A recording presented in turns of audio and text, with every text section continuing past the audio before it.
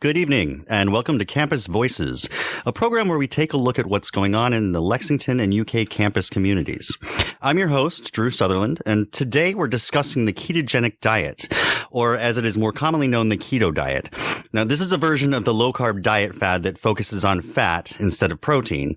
So from what I understand, the keto diet is based on training the body to use stored fat instead of sugars from carbohydrates as energy.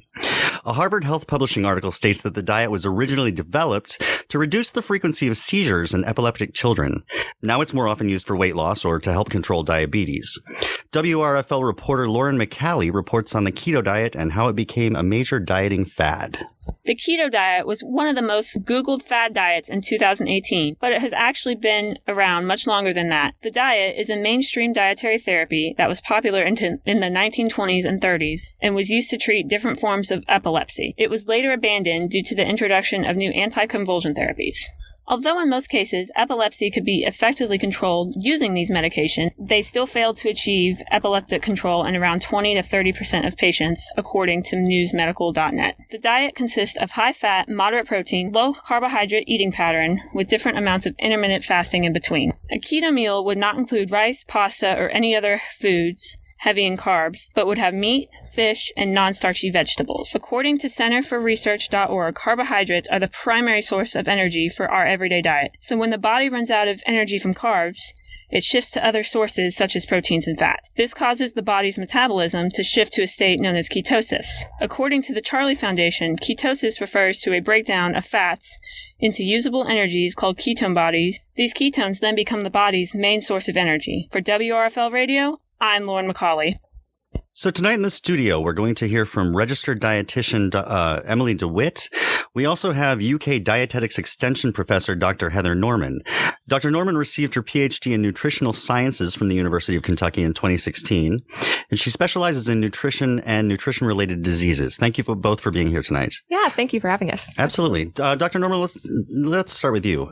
Can you start us out by talking about the abundance of keto diet information that's out there and how someone would know what's accurate and trustworthy?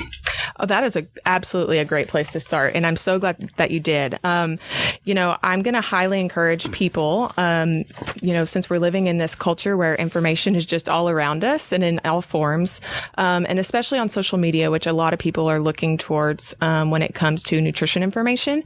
So I'm going to encourage you, if you're online, to look for a website or a resource that is from a .gov, a .edu, or a .org website.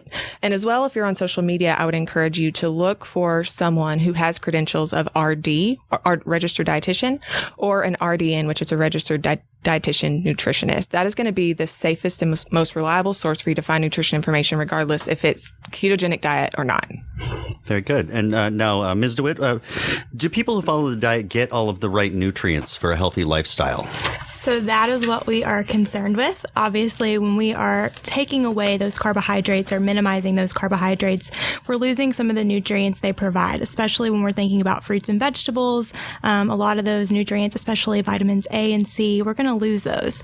And so we want to be really mindful of that, especially some of those micronutrients as well. And then additionally, when we are eliminating or removing other items, we really want to be concerned with making sure we're getting enough fiber. So that's another thing from carbohydrates that we would be missing.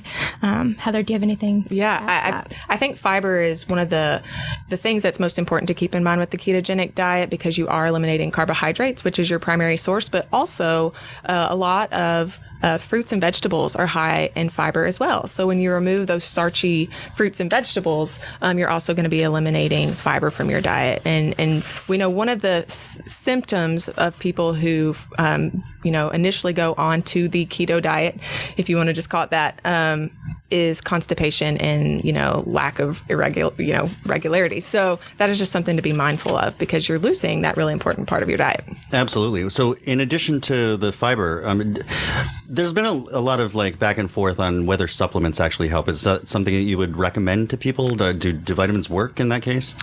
So honestly, supplements are going to be something that's really individualized. So just like when we think about dietary habits, we really want to make sure that any supplementation is also individualized. And so while oftentimes a multivitamin can be helpful if you're not receiving those nutrients from fruits and vegetables, we wouldn't want to just recommend that in place of those items.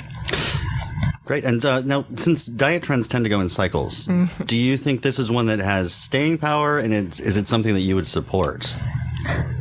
Emily, go for it. So at this time, there really isn't enough evidence out there to support the ketogenic diet for the average person. And so like we heard when Lauren was sharing about the research she had done, this has been well studied for children specifically over 100 with years. epilepsy. And so really that's going to be that key group that this is well researched for.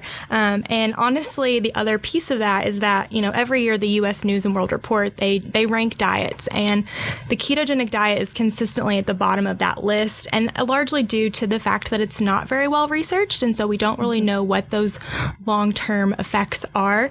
But also just because it's hard to maintain. And so over that extended period of time, people often will either stop doing it, or they may not feel their best. And so really we want to make sure, and kind of circling back with those supplements, that everything is individualized. And so it's really not something we can say one way or the other. It's a blanket statement. It's more so making sure that it's something that's going to really make sure it's a good fit for that individual. And I think really make sure it's feasible, and it's not going to leave them feeling guilty or stressed about the foods they're eating. Right. I would say any diet is pretty hard for a lot of people to stick to. And I do think that, research is being done on the diet.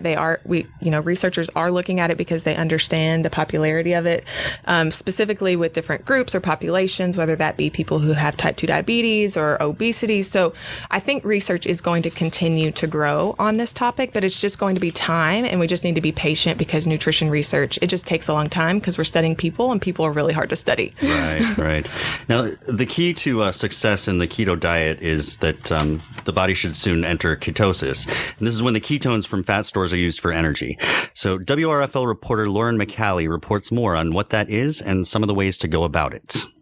Ketosis is a metabolic adaptation that allows the body to survive in a period of famine. The body breaks down ketone bodies produced in the liver from fat instead of sugar or glucose from carbohydrates. According to the University of Chicago Medicine, to achieve ketosis, a person needs to eat 75% of their calories from fat instead of the normal 20 to 30%.